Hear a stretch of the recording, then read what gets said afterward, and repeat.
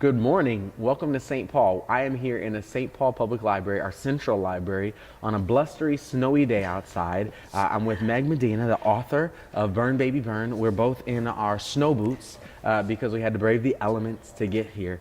We have done this Read Brave experience here in St. Paul over the past year, where we have decided together to study and have conversations about some topic together. And we chose the topic housing, and that came with a number of books. We wanted to not just choose one book, but have a series of books. And so our librarians, our incredible librarians, have collected for us a set of books ranging from a nonfiction title called Evicted, which is right here with me, to a set of Evicted, which is an awesome book, to a set of children's books, which I have here as well. But it all centers right around a young adult novel called Burn Baby Burn.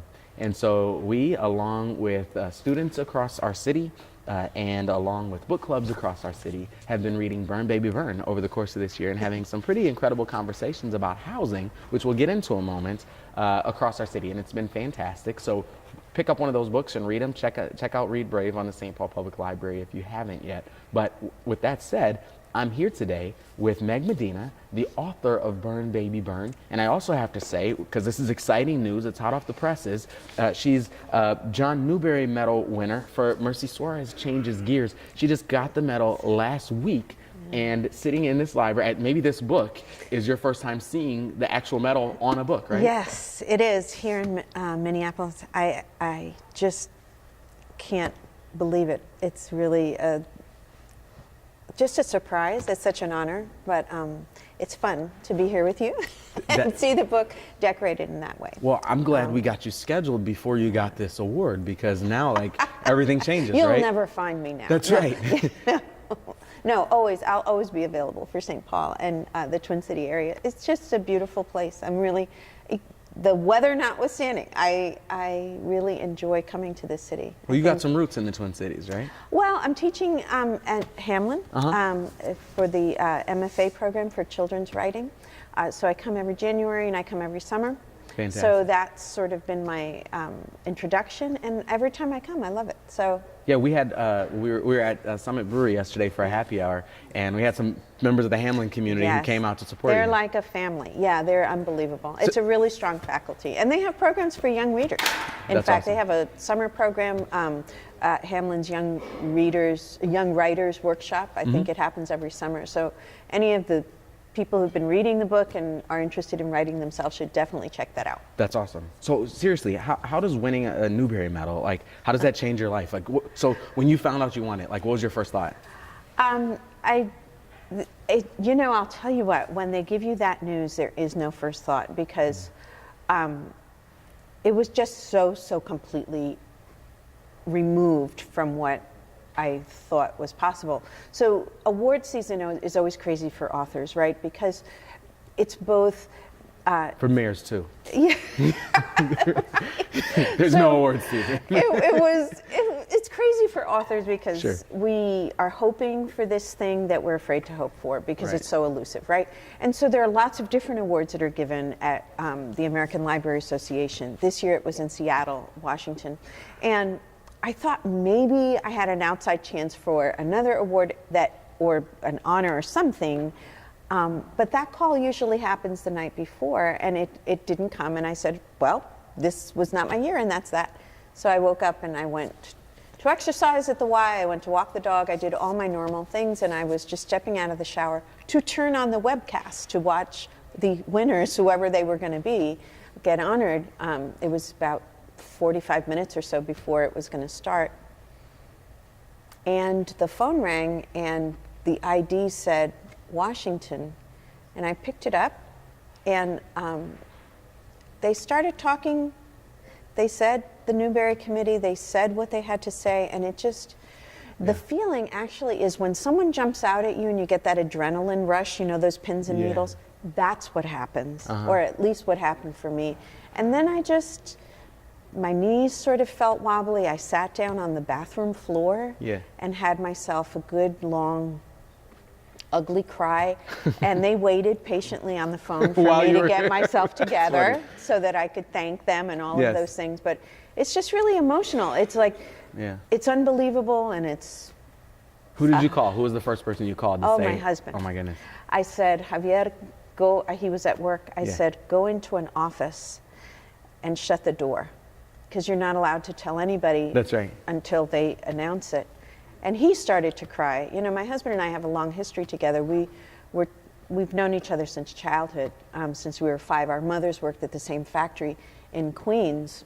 So I've known my husband my whole life. He was very much a part of writing Burn Baby Burn, which we can get to later. But it was really something to be able to share that with him. You know, we've been married 36 years. We've seen a lot of ups and downs and just life, right? And so it's a really beautiful thing to be able to have that secret, private moment for a little while with him. That is. Yeah. That actually reminds me of the moment we found out that we had won the election when we campaigned, and my wife and I just kind of somebody told us, like, you've won, and we just said, can we have a moment, please? And like shut the door and like just needed a moment for ourselves. And it's amazing, right? To have somebody you love to share really that with is really something. It really is. It really is. Yeah. So Mercy Suarez changes gears, but she's going to be doing something else pretty soon too, right?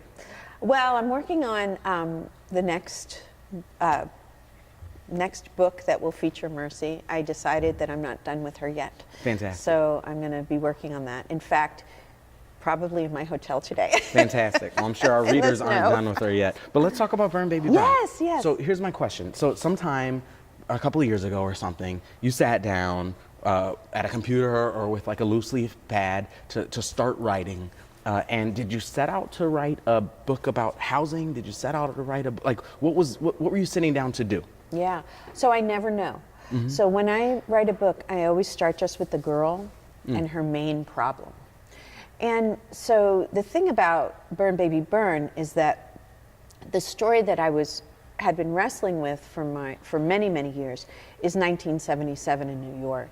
So when you talk to New Yorkers, 2 dates just reign in infamy. Of course, 9/11, but also 1977, the summer of 1977. So many things happened that year. We had a serial killer who was murdering girls. We had an enormous blackout that lasted 24 hours. The whole city went berserk with looting and lots of damage and fires. There was just economic trouble. There were buildings burning down. Like the following year is when Howard Cosell said that famous line, "Ladies and gentlemen, the Bronx is burning." Well, it was from that era because entire neighborhoods were being torched for insurance money, basically. And crime was rampant. It was just a terrible time to be a young person because you were afraid, because the city felt really oppressive. So I was thinking about how to tell this story sort of as a love letter to New York City, because the city has remade itself. You go to New York, it has other problems now. I think problems in terms of, personally, when I look at it in terms of affordability and making it possible to have a life in that beautiful city.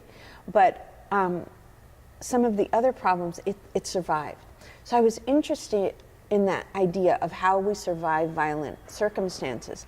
And I was also interested in how we survive violent circumstances within our home. So when I sat down to write Nora, I picked that year, 1977, because I knew it would be rich with everything, right? And I gave her the problem of, there's a serial killer, I want to be disco dancing, I want to be dating, I'm 18 years old, but there's a serial killer in my neighborhood, and there's also dangerous, violent situations inside my house. And as I write a character, I discover things about her. She tells me herself what she's up against. And some of those things are based on my own life, and people I knew and people I experienced, the things I experienced firsthand. And certainly the notion of living a life where you're very close to the edge of economic despair. You're not exactly poor, right? You're not on the street, you're not in a homeless shelter, but you are a sick day away from not being able to make the rent or a car repair or anything like that. Or if a child support check doesn't arrive, how do you make the rent? And I remember my mother always having that on her mind. Did my father's alimony check arrive? Was she going to be making the rent? I mean, she had sisters and so on who helped, but it becomes a thing. It becomes a thing in your mind always. Am I going to have a place to live? Sure. Were you ever worried that young readers, your target audience, wouldn't relate to a story from 1977, or wouldn't remember Son of Sam, and wouldn't be able to relate to that? Yeah. I mean, and look at the fashions of the 70s. I mean, some of those lycra spandex, and this is the era of their parents. Some of that's coming back. I know, they're trying to make it cool again. That's right. So yeah, I did wonder that, because there's always a so what. And I had a podcast once with this wonderful librarian group in California. You know who you are. They said to me, oh, I almost wish they hadn't called your book historical fiction, because that's where good fiction, good YA fiction sometimes goes to die. Young and adult it YA, killed right? me. Yeah. Okay. And so I was feeling like I get it, that young people, when you say to them, we're going to read a historical novel, they're like glazing over. Except if you can create the time and make it feel real, make it palpable for them, immerse them in that time, make them feel like they're in it, like they're walking around in Dr. Scholl's, they're going to the disco with the music pumping everywhere, that is what they're living through. I think you can do it if you can also create the threads that make sense, like what was happening then that matters now. That's right. Violence, like that feeling of unexpected violence at any turn. Like when you have the picture of a serial killer everywhere, in your deli case, on your mailboxes, on your butt, like you start to feel like he is everywhere. And so when I think of kids now, I think that they do shooter drills. They're worried about who's got what on an airplane, all of these sort of unexpected things, violent things. And I think that is the same. How do we survive that slow burn of violence and still come out on the other side of it? Yeah, I heard you say slow burn yesterday, which is interesting, because one of the conversations we've had is about even the title of the book. And there's a fire in the book, but it's not a book about fire. And one of the questions was about kind of how that name came about.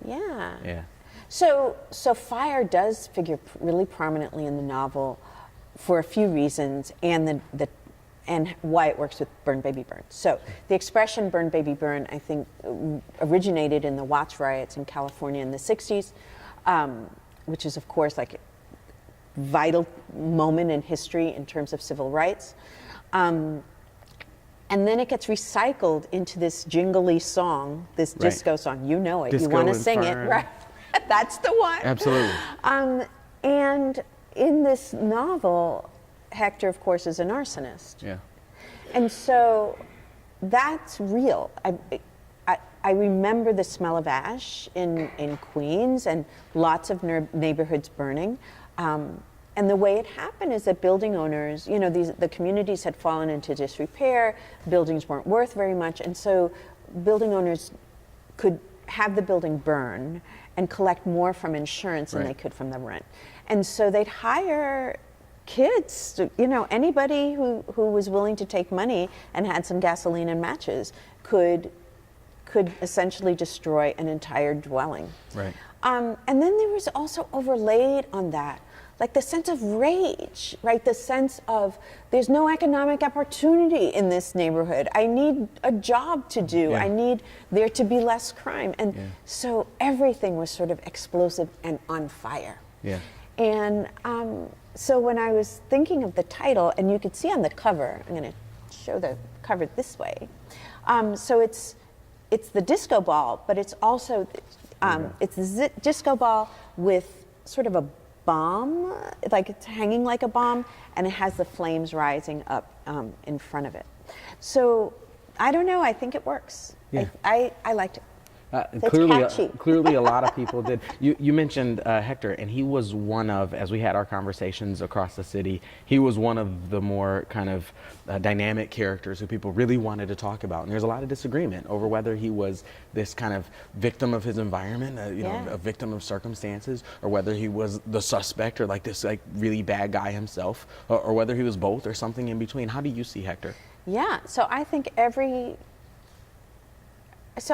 Hector is all of those things, right? Yeah. That's the short answer. So I say often about him that we don't have kids who come into this world enraged and ready to set everything they know on fire. Right. We break kids. We break them with communities that don't work, with maybe parents who don't know how to parent, with schools that are failing them, with poverty. We break kids in lots of ways.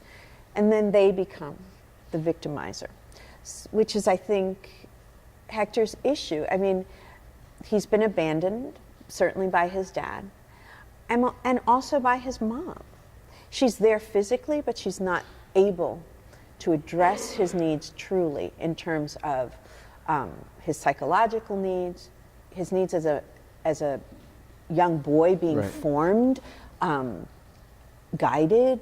None of that is there. And so he's just left to the streets with other men in his life, like Sergio, who's just a disaster, right? So he's loathsome in the way that he behaves, and yet there were also moments. As a little boy. That's what I think. I had my heart filled for him too.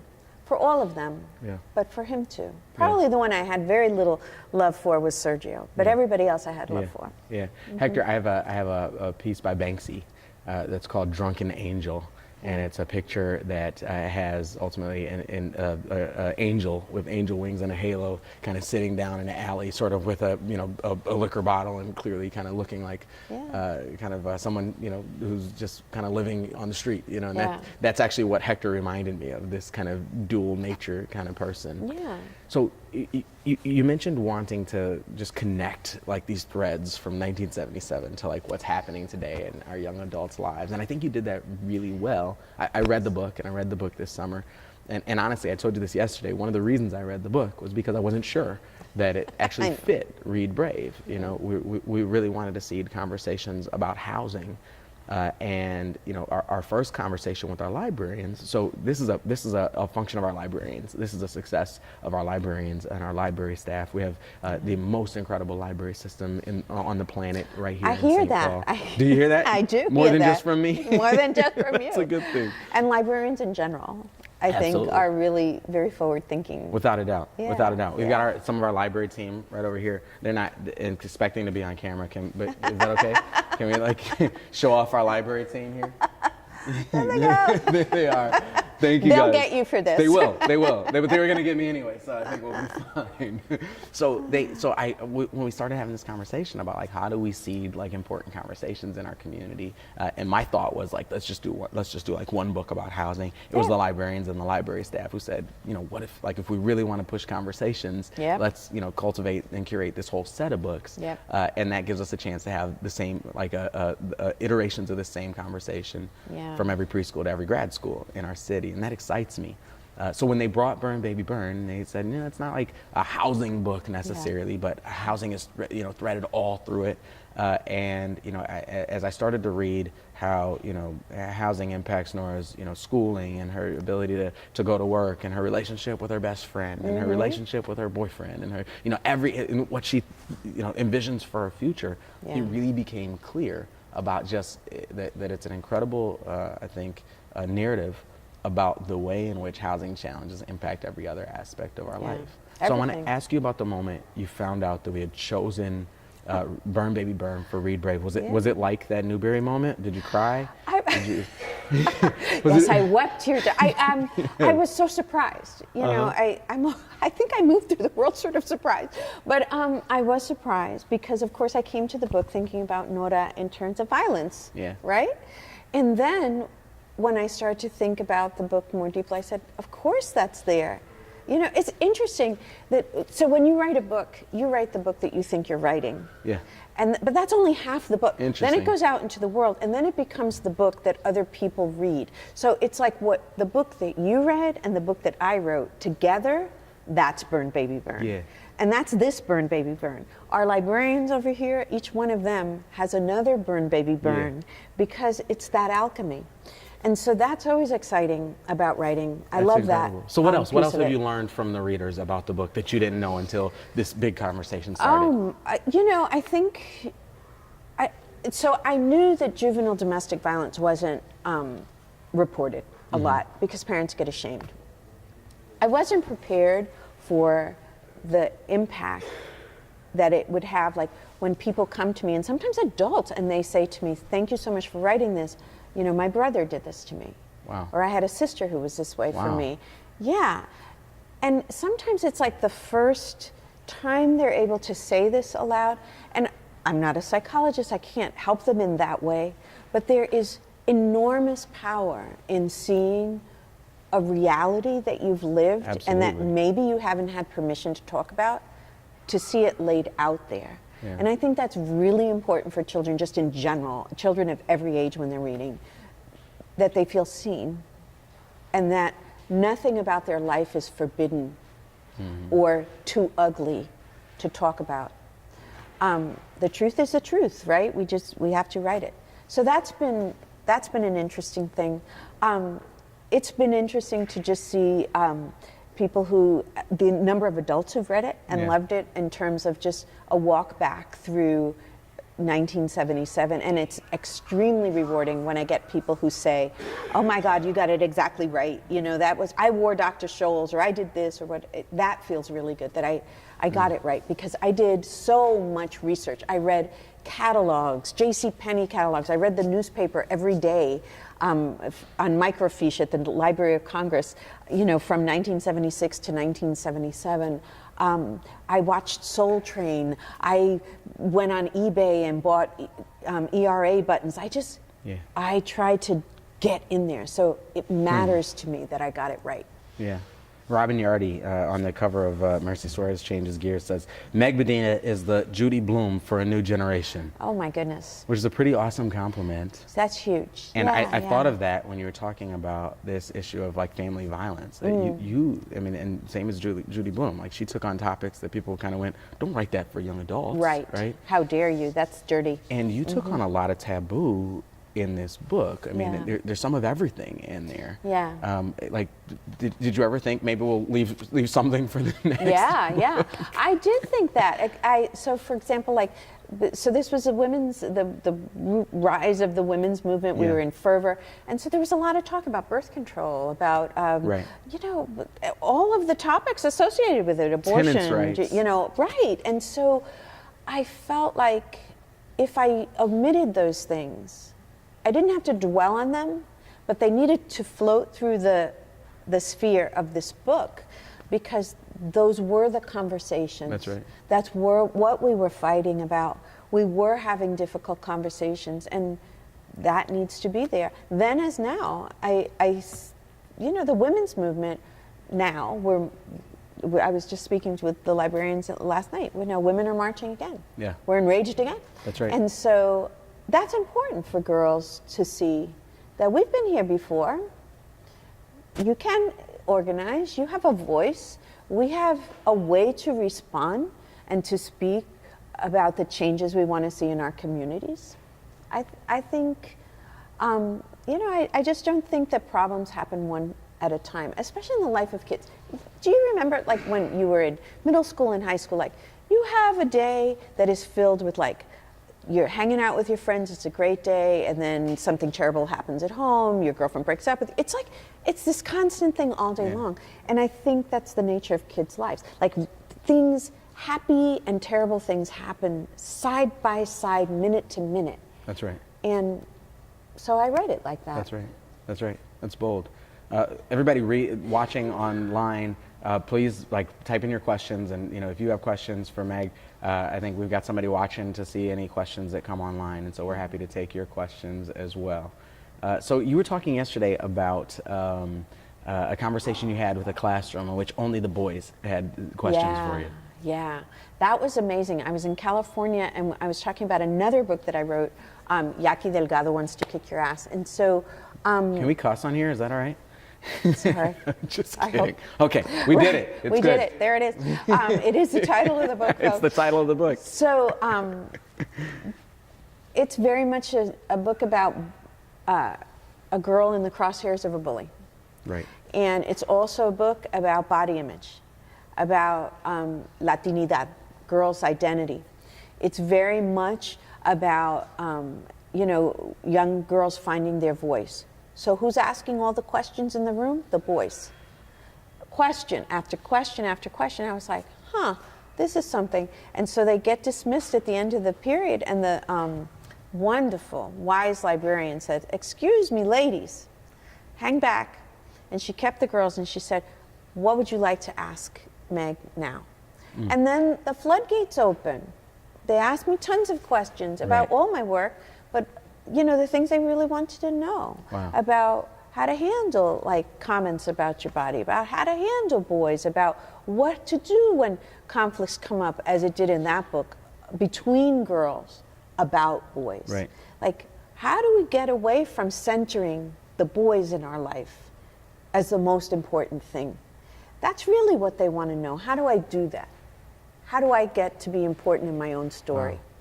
So, they were excited. And I'm thinking of the question we got from Nora. Didn't we get a question from Nora? We did get I love that question. We did get a question I from know. Nora. I mean, Nora, you got That's to right. have that If Nora one. asks a question, we have to answer that. I answer Nora's question. That's right. Okay. Here we go. Ready for the All right. question? I'm ready. Nora says, was there a minor plot in Burn Baby Burn that played a larger role in one of the drafts of the books that didn't make the final version? She's curious about the arson sub-theme and also the ERA sub-theme. Okay, so both of those, arson and the ERA, was pretty much stayed as is. I think the Women's March I might have made shorter, but I'll tell you the one thing that was really hard about this book. So Son of Sam, the serial killer, ended up killing 6 young women and seriously injuring 7. So these New Yorkers had families. They had mothers and fathers and brothers and sisters, some of whom are still alive today, missing the people that they lost. And so in one of the drafts, when we get to one of his last acts of violence at the Elephas Disco, which was in Bayside, not too far from my house, I wrote the scene. I had done a lot of research about how that shooting happened and what happened to that young girl when she collapsed outside the disco, what the whole thing looked like, and when her date ran back into the disco screaming that there was a shooter, and nobody believed him at first until they got a look at his clothing, and the music stopped, and it's just bone-chilling to read it because you're thinking these are young people, 17, 18, 19, 20, suddenly in this situation. So I wrote it and I sent it to Kate, my editor. And the conversation we had is, so this is a book that has to deal with violence, but I wanted to do it really respectfully for those families, right? I didn't want these families to have the murder of their loved ones become entertainment. Right. So I decided to change how I did that scene. And now in the book, we see Pablo coming back from that, but we're not in the moment of that shooting. We're not in the moment of that terribly graphic display. And so when you're writing for teens especially, I really believe it's important to always tell them the truth because they smell a rat when you don't. They do. So it is important to tell them the truth, and I stand by that. But that doesn't mean, in my mind, that we absolve ourselves of all responsibilities to the various people who are going to read it. And mostly, I wanted this book not to be a celebration of violence or in any way to be salacious about Right. about Son of Sam Right. and that whole thing. I wanted this to be about Nora, about this girl and what she has to learn about herself. And between that story and family violence and housing insecurity and so many different things, Meg, you write such an intimate story, and that's why I think those young people that you're talking about respond and react to it the way I was thinking about what you just said about young people smelling a rat, and it made me think of the question. Is this purely a work of fiction, or are you borrowing from your own personal experiences, or like friends and things that you've seen friends and families go through? How do you write such this? Yeah, well, so the truth is that all of my books are fiction. I don't write memoir, but all of my books have big pieces of me in them. I Frankenstein people. I put things together, but the truth and some of the situations are very real. So I certainly did live in an apartment building in Flushing in 1977. So like that world of 162nd Street and South Delhi and all of that was very, very easy almost to call up because it's in my skin. I remember it so clearly. And my family, my parents divorced right before I was born. So my mother arrived from Cuba, and she had a 5-year-old, and my dad fell in love with someone else, and he left right before my birth. So my mother found herself in this country raising my sister and me with no family support. The rest of her family was in Cuba, and she didn't speak English. She had no idea how she was going to work, what was she going to do with this baby. So she had a cousin, Nena, who lived in Queens, who took a bus, came to pick up my mother, taught her about this thing called a garage sale. They sold all their stuff, and then she came, she brought her back to Queens where I was raised. So what I know, what's similar is that my family had a lot of trauma. There were certainly mental health issues, there was depression, there were violent moments in my house, and they were not things that I talked about with anybody. And it was interesting because people knew, our neighbors had to have known, because it's loud in a building. You can hear all that. Our relatives, some of our relatives knew, but there was something about not talking about it openly. And that secrecy is such a weight on kids. It's a hard thing to drag around. That's right. So, I think I gave these things into the book. Certainly the part where she confronts her father at the end. Really? I didn't write that in the original draft, but my editor, Kate, is very sneaky and very smart. And she said, Meg, it occurs to me that Nora never finally tells her father what's on her mind. And I think you should do it. Give it a try. So I said, okay. And I sat down, and that's when I wrote the scene where she visits Manhattan. Wow. And does the whole thing. So that was really different. It felt like a catharsis. Wow. Was that a hard scene to write? Yes, it was gross. Yeah. It was, a lot of times when you're writing the really important scenes in the book, those are the days that you feel the sickest at your stomach. Yeah, I'm sure. Yeah. But that feeling may be those moments where you're writing some of the most powerful stuff. Yeah. So is Kathleen in the book? Is that Kate? Oh, was she named for Kate? No. But isn't Kathleen fun? She's just she's such a piece of work. No, Kathleen's she's purely a fabrication. The house by the railroad tracks isn't, though. My sister's friend lived in a yellow house like two doors down from that. Really? Yeah, from the Long Island Railroad. And it's really true. The train would go by and all the windows would go, like it was like marble. So things like that I would remember and put in. Perfect. But I like Kathleen, and I like their friendship. And I wanted to write a book about healthy friendship between girls. Yep. Often we write these relationships with girls that are really destructive to holding each other up and having each other's backs. Yeah. And I wanted them not to be that, even when there was a disagreement between them. Yeah. We've got a question that's actually relevant to that from Fred on YouTube. Hi, What's up, Fred? Thanks for the question.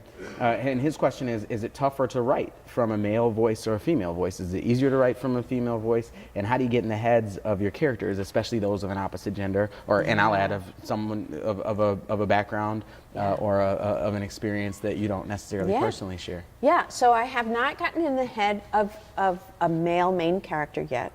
I really like to center girls in my fiction, so I haven't tried that yet, Fred. But I will say that Stiller, who's probably my favorite character in the novel, she's the tenants' rights activist, is a black woman. And obviously I'm not a black woman. So to write that character, I felt like I had to do due diligence.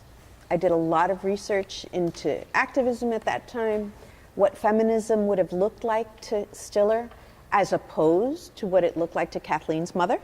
Right. I vetted the book with readers, friends who were black women who would have been about the age of Stiller at that time. That felt important to me. So I think, like, when we're writing outside of our experience, it's a hot topic right now, but I think the most important thing is ask yourself why you're doing that, why it matters. And secondly, that you do the immense work to respect that experience and to get it right.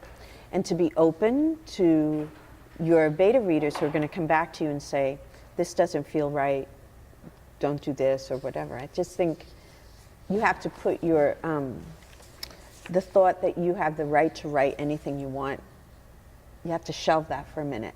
And you have to proceed with humility and with enormous respect for the people you're writing about. Yeah. You can't just help yourself to people's history. That's an interesting concept. And I would say that as I think about kind of growing up and all the books that we were assigned to read and all the books I chose to read, I don't know that I always felt like those authors took that same responsibility to write a book for me and not just write a book for you. Yeah. But you do have something to say. I mean, you know, you're not bringing yourself to the book, right? So is there anything that you feel like we're all missing? Like, is there anything you've never been asked or nobody's ever kind of noticed or written about the book that you feel like is in there and we need to know? My goodness, there's just a lot. I mean, I've had so many different conversations. I would say no. I think people come to me with all different kinds of things. They want to talk to me about the music of the period, for example, whether it's punk rock or like Led Zeppelin was new then, you know, which is crazy. But, you know, stuff like that. So I think people come in and have asked me all kinds of things, whether the drug culture, whether, you know, I guess one decision, back in the 70s also, Queens had its full share of racial dynamics, especially Howard Beach, Queens, I'm thinking back then. And I had to make a decision about how much I was going to include, and that I didn't include. Like, what was really going on in neighborhoods where it wasn't safe for anybody to walk in either neighborhood, right? Right. And so that was a decision for the story, but that's legitimate. I mean, somebody should write that, you know, like somebody should go back, you know, write it, capture it. What was it then? What do you want to say about that, that time? Because chances are, what we were saying in 1977, the roots of what we were seeing there, they roll, they get bigger, they draw roots. I mean, and then we have the situations that we have now. And that's what I think is so cool about historical fiction for kids. That nothing's really new, right? It all had its roots somewhere. You're on a continuum. And so when I'm in schools talking with kids now, I'm always asking them, so you are in history, you are in a moment in history right now. Open your eyes and remember. Jot it down. What are the artifacts of now? Is it going to be your iPhone, your earbuds? That's right. Is it Snap? What is it that that is sort of signature of now? And what are the things that you will want to say about what it was like to be young this second? That's right. So. That's right. I think about all of the individual issues that Nora faces. And one of the things that we're talking about here in St. Paul right now is a lot of times those individual issues are a reflection or iteration of policy issues, right? And you talked about communities that don't work for all of us. Our rallying cry right now in St. Paul is that we're building a city that does work for all of us. Yeah. And so, you know, they're dealing with housing challenges, and that's a function of, you know, tenants' rights, which Stiller makes sure they know they have rights. That's It's a what I function love of about her. housing policy and the cost of housing. She's struggling with the cost of college, and a number of things that are real policy related, right? And so if I were to play Kate for a moment, your editor, if Kate had asked you after she tricked you into writing the scene where where Nora confronts her father, if Kate had asked you, well, what about a scene where Nora gets a chance to have a conversation with her mayor or with her governor or with her president, what do you think what do you think Nora would have said? Wow. I think it would have come down to money. I do think it would have come down to economic disparity for her. Like, how am I supposed to do this? How am I supposed to be healthy? Like, really, think of Hector. How is she supposed to get him help and medicine and treatment and so on if she doesn't have insurance, if she doesn't have a means to keep him healthy? How am I supposed to think about school, about college, when I'm really thinking about, am I going to have a roof over my head? Like, I think economics would have been the thing that she might have talked about. But I don't know. I'd have to think about that. It takes me a couple of weeks, I can't do it on the fly. But I have a question for you. Can I ask you the question? I don't know. Is that allowed? I'm turning the tables. Turning the tables. I'm going We need theme music for that. Okay. All right, here's the thing. The question I have is, so I love that you guys have read all these books in the community because I think it's really respectful. Like, it really reflects community, like people at all the ages, because kids are present for these housing issues. They're present for economic issues. So my question to you is, where do you go from here? So you've opened this conversation, and what do you hope is going to happen? And I'll tell you why I'm asking, because the city where I live now, Richmond, struggles with very much the same thing. We're struggling with eviction rates. We don't have strong tenants' rights active rules. And, we have a long, difficult racial history in Richmond, Virginia that impacts directly into what has happened to housing. So when I was coming here, I said, I'm going to have my ear to the ground to really see what this really thoughtful city is thinking. So what do you think? And I'm not asking for the answer, but like, what are some of the hopes or some of the possibilities that you're thinking about? I really do appreciate the question. First, I'll say, please say hello to Mayor Stoney. I will. LeVar Stoney, the mayor of Richmond, is a good friend of mine.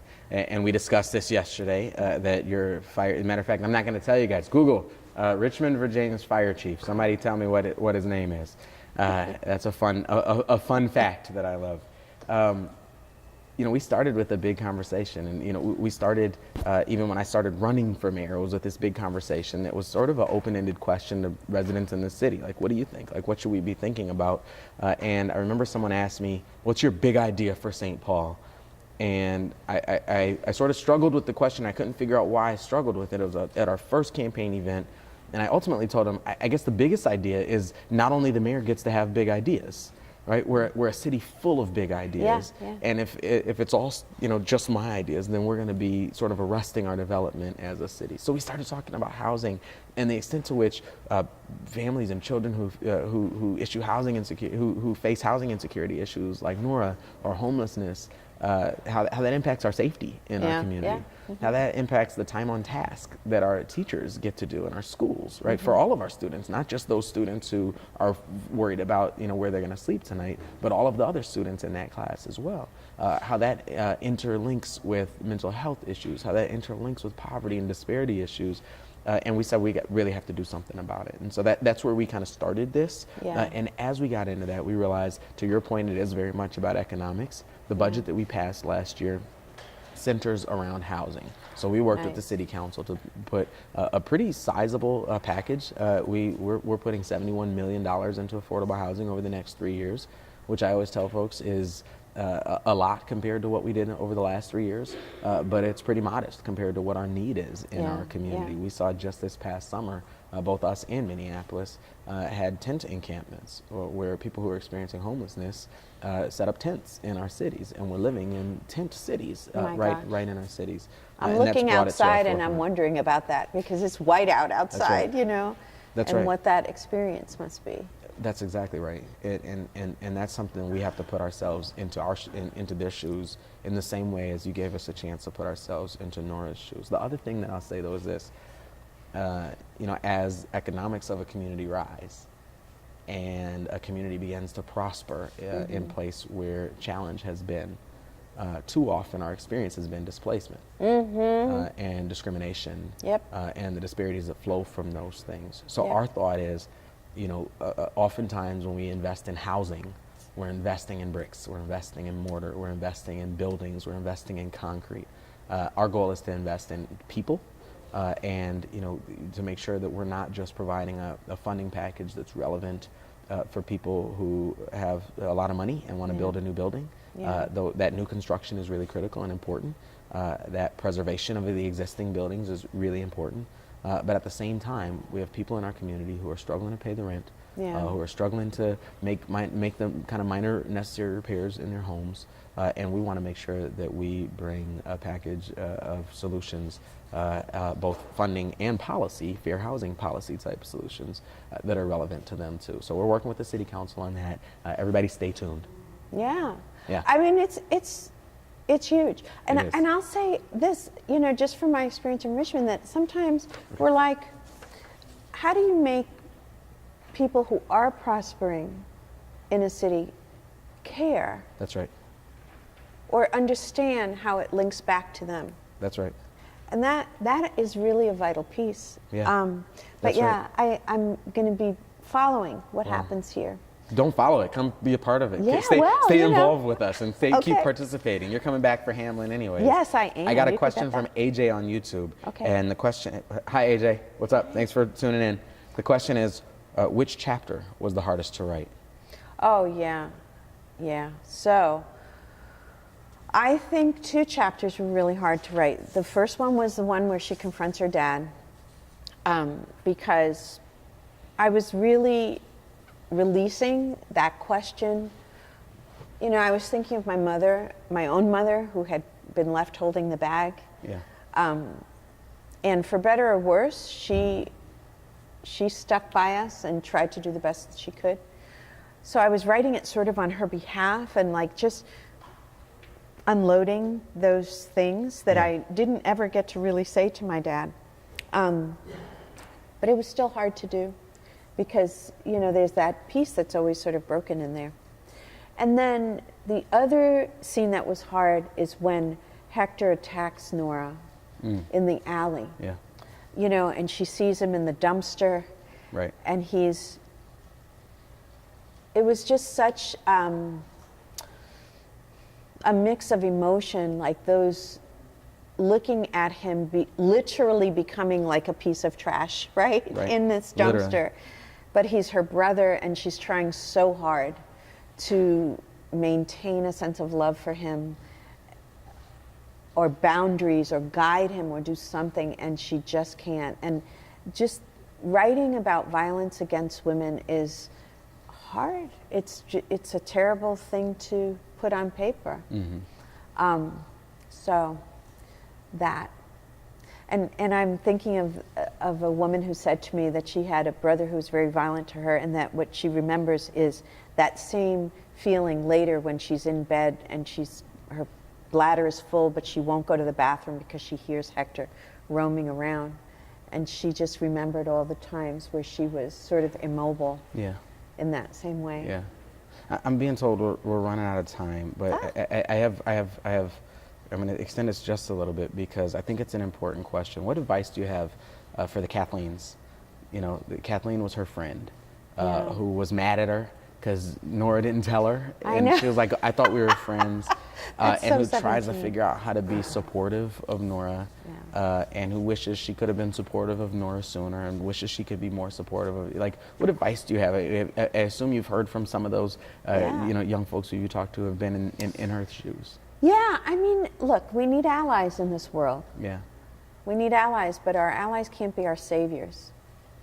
I think the most important thing that happens in that novel is that Nora figures out how to save herself with help. That's right. With this really good family that's willing to be there, but the one who has to do the work, unfortunately, is going to be Nora. That's right. And so, I don't know, I think speaking up, being a friend, being present to somebody in need is important. But the person, what you're really after is not you going into fixing it for someone, but giving them the tools to be able to grapple with this problem and stand up, on their own on it. Yeah. Yeah. You said the book is half what you wrote and half what I read. Yeah. You said a book about violence. I read a book about support. Her mom tries to support her the best she knows how. Sal, her boss, supports her in a way. Her boyfriend I love supports Sal. her. He's a Yeah. great guy. Kathleen supports her. She's got this shop teacher who supports her and this guidance counselor who's always pushing her to fill out her college applications. And the beauty of that, to me, is the reciprocity of the support. Community. Of the community that balances that out. Sometimes you have to make your family. That's right. Right? You're the one that you got biologically doesn't work or isn't enough. Yeah. And then kids have to figure out who's the teacher who's going to be my family. That's right. Who's the mayor who's going to be my family. That's right. And I just thought of a plot thing. Why doesn't Nora run for office someday? She should. Stiller could totally make that happen for her. And she still could. Stiller could run for office too. She still could. I'm getting the sign says 11 a.m., which I think means be quiet, Mr. Mayor. We talk too much. Sorry, Sorry, man. Like somebody else have Facebook reserved at 11 or something? Like what's going on? It's a snow day, people. Right. That's right. Well, look, you're here for 3 days. I am. You're not touring schools today, as was our original plan. No. But maybe I don't know we what were they have supposed to planned. do this. Yes. But you will be at the library tonight. You'll be at Rondo Library, which is awesome. That's a library in my neighborhood. I hope so. If the weather holds. The weather will hold. It'll be fine. We're out there. We're working on it. Okay, good. And so come see Meg tonight at 6:00 p.m. You can ask her your questions at Rondo Library. Check out Burn Baby Burn. We've got them at all of our St. Paul public libraries. You can check them out. And I hope you saw. Did you see we changed the rules here in our library? We've gone fine free, and so we don't charge. Oh, nice. Yeah, we did. We don't charge late fees in our library anymore. Oh, that's so so if good. it snows and you get it back on Thursday when it was supposed to be on Wednesday, we'll look at you with a smile and say welcome to your library and thanks for coming. Thanks for bringing it back. But so come out and check out Meg tonight at Rondo Library, 6:00 p.m. Make sure you check out this book, and if you have younger children, show them our books, our whole collection of Read Brave books as well. You can join the conversation with us. Thank you so much for being here. Thank you for your time. It was such a pleasure to be with you. I've really enjoyed the conversation. Okay. And really am glad you're here. Bye, all. Bye all.